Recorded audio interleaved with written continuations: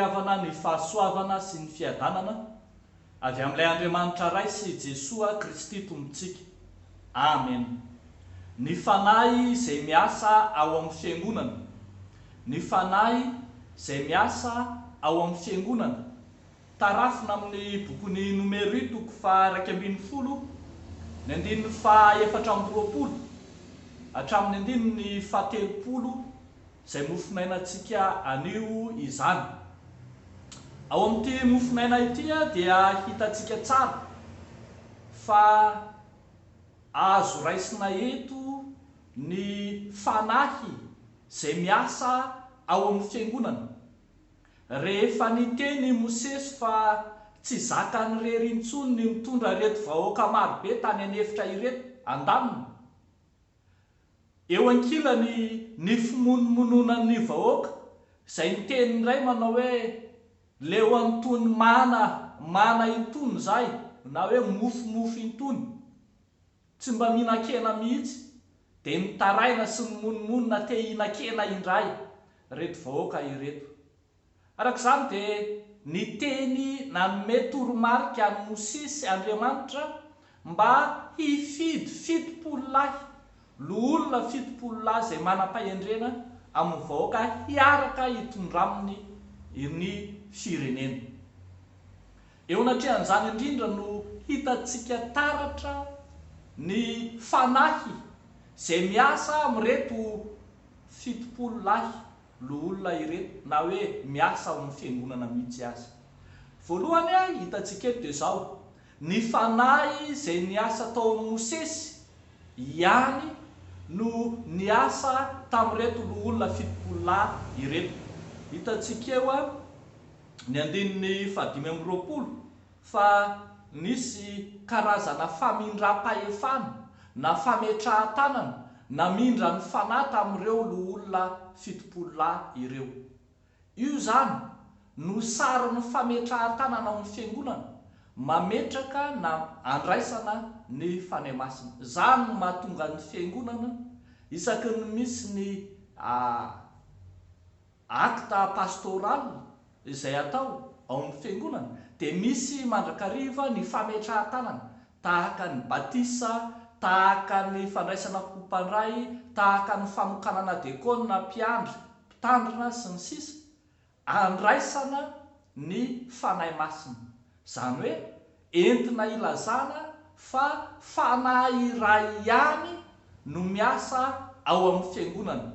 Tsy misy fanahy samihafa no miasa amin'ireo sokajin'olona samihafa ao anatin'ny fiangonana. Tsy hoe hafa ny fanahy izay miasa ao amin'ny mpitandrina, dia hafa ny fanahy miasa ao amin'ny mpiandry, dia hafa ny fanahy miasa ao amin'ny dekona na amin'ny mpandray fanasany tompo sy ny vita batisa. Tsia, fanahy iray ihany no nanaovana batisa antsika rehetra hoy ny apôstôly Paoly. Fa ny zavatra faharoa izay hitantsika dia hoe zarazaraina samihafa kosa ny fanomezam-pahasoavana. Ny fanahy miasa dia iray ihany, fa ny fanomezam-pahasoavana dia zarazaraina ho samihafa. Hitantsika eto ny fomba naminaniny Eldada sy Medada izay naminany eto. Entina ilazana zany tsy hoe izy ireo akory no nanana fanahy mihoatra na ambony kokoa noho ny hafa, fa izy aloha no hitantsika naminany eto. Entina hanambarana zany fa ny apôstôly Paoly koa dia efa niteny fa zarazaraina samihafa ny fanomezam-pahasoavana.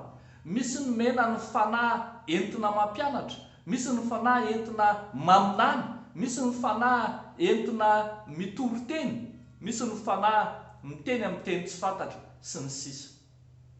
Ny fanahy miasa dia iray ihany, fa ny fanomezam-pahasoavana kosa dia zarazaraina ho samihafa. Tsy mahagaga raha toa ka naminany i Medada sy Eldada. Ary zany nahatonga ny Mosesy tsy nireagira mihitsy rehefa noteneniny Josoa hoe toa maminany ireo, ampanginy ireo, satria fantatry Mosesy fa misy ny fanomezam-pahasoavana ao anatin'olo. Tsy voatery hitovy arak'izany ny fanomezan'ny fanahy rehetra, ny fanomezam-pahasoavana ao anatin'ny fiangonana, fa ny fahasamihafana amin'ny fanomezam-pahasoavana mihitsy no iarahana miasa hampandroso ny fiangonana.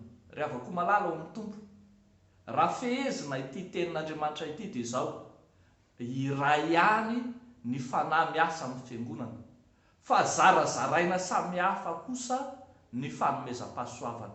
Ny fanomezam-pahasoavana ny tsiraray avy araka ireo andraikitra marobe, araka ireo sokajina andraikitra samihafa amin'ny fiangonana, dia natao hiara-miasa hampandroso ny fiangonan'Andriamanitra iray.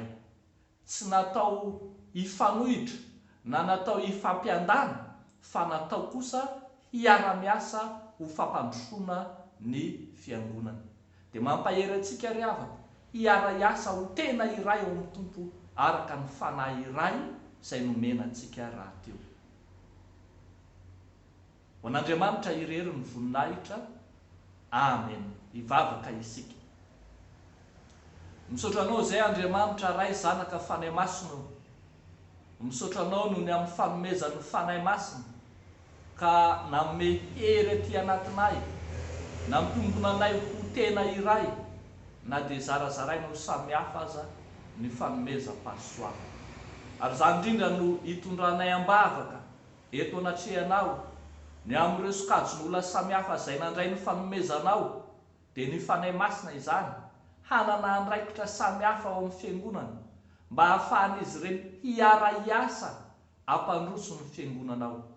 Dia mivavaka izay Tompo ny amin'ny fiara-miasan'ny mpitandrina sy ny dekona, ny biraon'ny fiangonana, ny mpiandry, ny katekista, ny mpitory-teny sy izay rehetra nomenao andraikitra sy fanomezam-pahasoavana ao anatin'ny fiangonanao. Hiara-iasa ireny Tompo, hampandroso ny fanjakanao teny ety an-tany. Mivavaka ihany koa izay ho an'ny kristianina rehetra hanana fiombonana ho tena iray ao aminao Jesosy Kristy. Dia ataonay izany mivavaka izany amin'ny anaran'i Jesosy Kristy Tomponay. Amen.